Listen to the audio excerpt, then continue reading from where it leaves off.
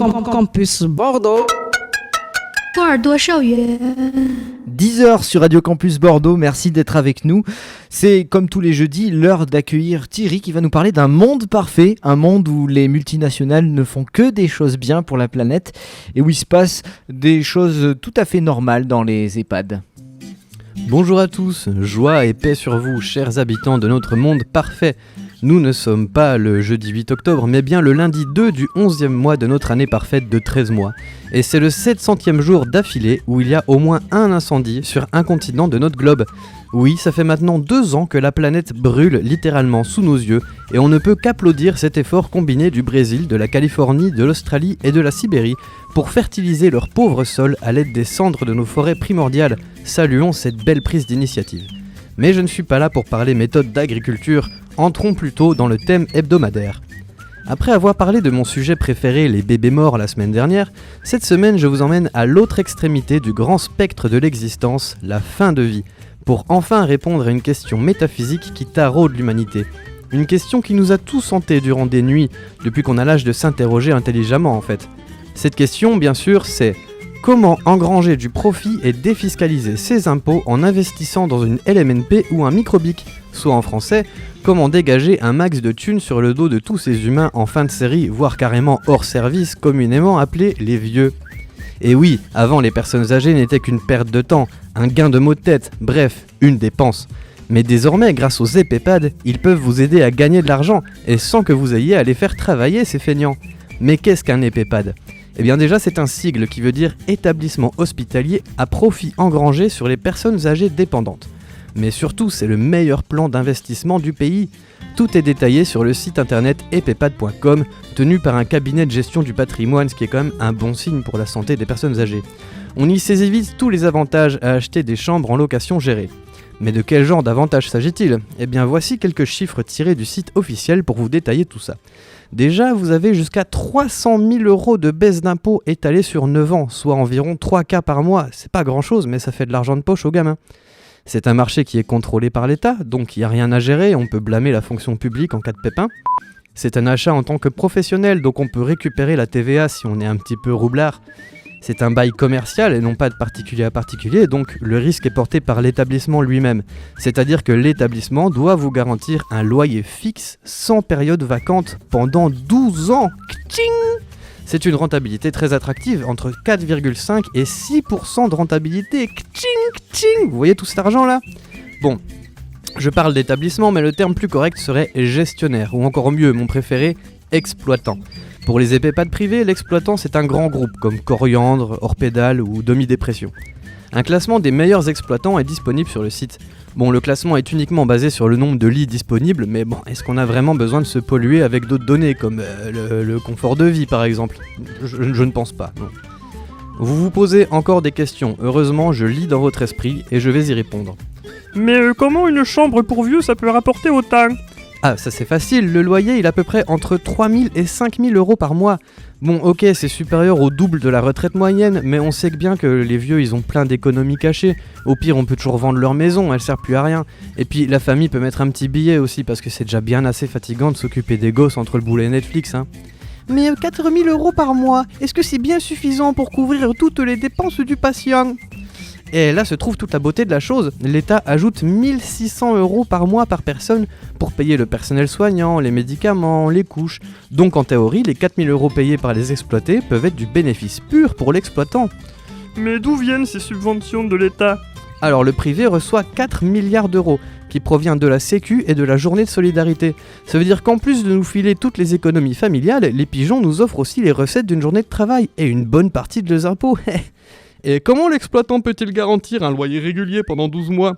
Ah, ça c'est grâce au taux d'occupation exemplaire de ces établissements.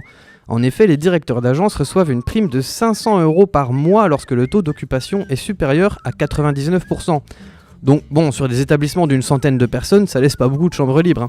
Et malheureusement, c'est l'État qui fixe le nombre de pensionnaires maximum en fonction du lieu occupé. Mais c'est assez facile de dédoubler quelques chambres pour atteindre un taux de 102%, histoire de s'assurer le petit bonus.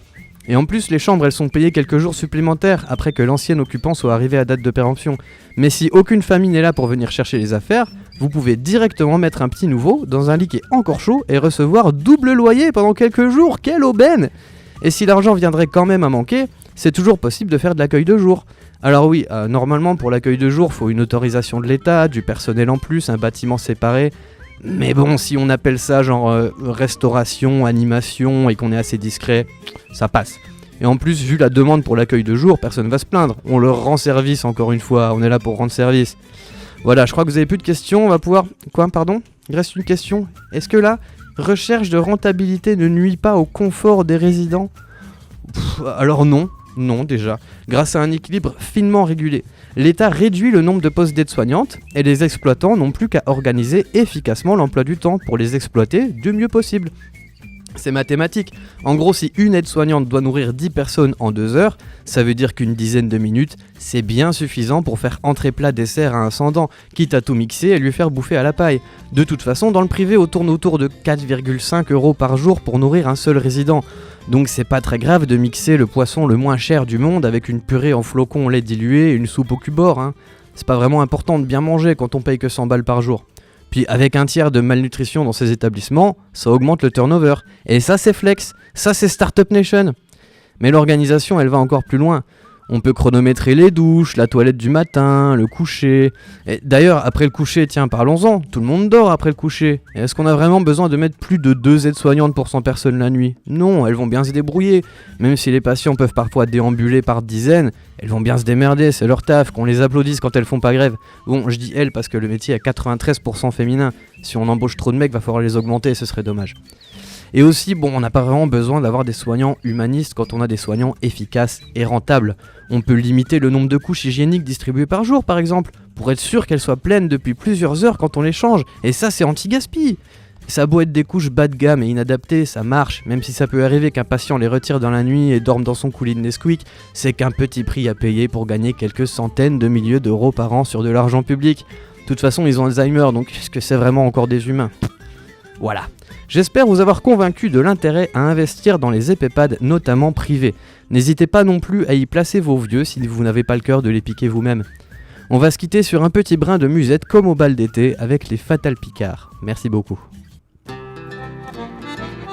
Hortense a soufflé tant de bougies et vu fleurir autant de printemps que l'hiver un matin, sans faire de bruit, a versé sur elle ces neiges d'antan. Il est grand temps de dire adieu à ce qui faisait son bonheur, le petit pavillon de banlieue et son jardin planté de fleurs.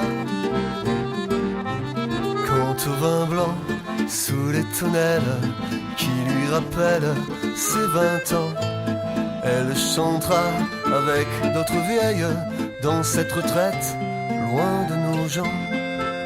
Hortense ne regardait jamais les aiguilles des horloges qui pourtant tournaient. Elle pensait ne jamais subir le poids des ans, cette putain de dérive des incontinents. Désormais seule dans son fauteuil, dans cette chambre au mur tapissé de photos qui sont autant de deuil qu'il y a 2 jours dans l'année. Elle pleure le temps des cerises, celui du muguet, les amours qu'elle a connus exquises dans la douceur des premiers mai.